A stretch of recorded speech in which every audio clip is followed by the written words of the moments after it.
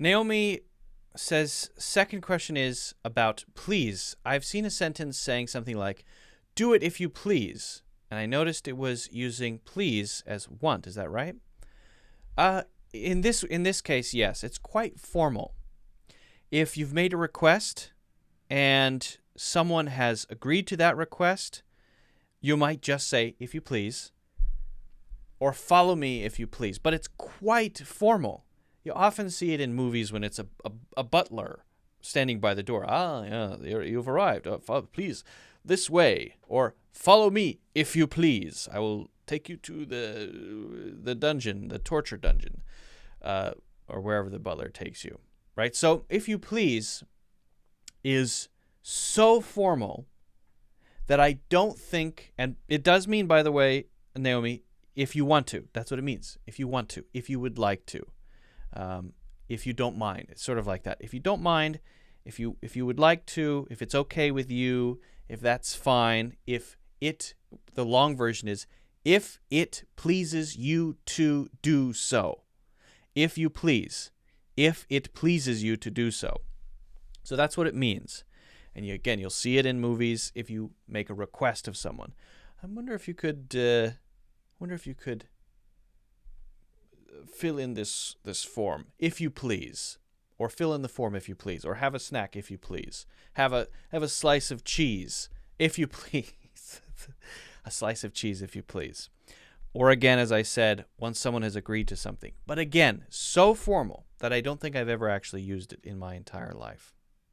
Maybe as a joke, maybe to sound extra formal. It's like you're talking to royalty. It's so formal.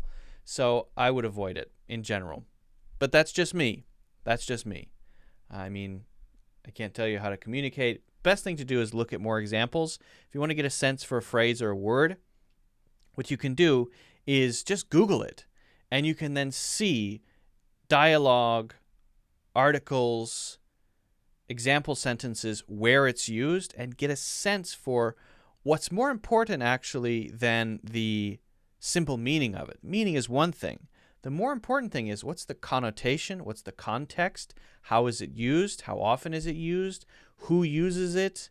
All of these things are questions of usage.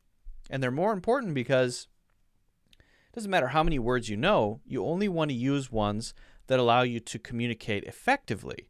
Will this allow you to communicate effectively? If you say to me, for example, grab something from the refrigerator, if you please, I will feel very uncomfortable if you say that to me. Maybe I'm a guest in your home, right? And you use if you please to me instead of feel free to grab something from the fridge to drink. Oh, then I'm comfortable. Sure. Thank you. I will. But if you say, grab something to drink from the refrigerator, if you please, I will start to think, okay, was I lured here? Am I going to be killed? Something is wrong. Something is off, I'll think. It'll scare me. It'll frighten me. I'll feel frightened because there's a level of formality I'm not used to, and it makes me uncomfortable. I think most people would feel that way.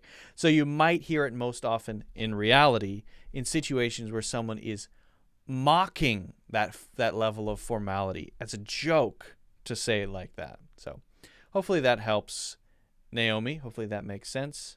Guys, don't forget to hit the like button. That really helps out the channel. You can also subscribe.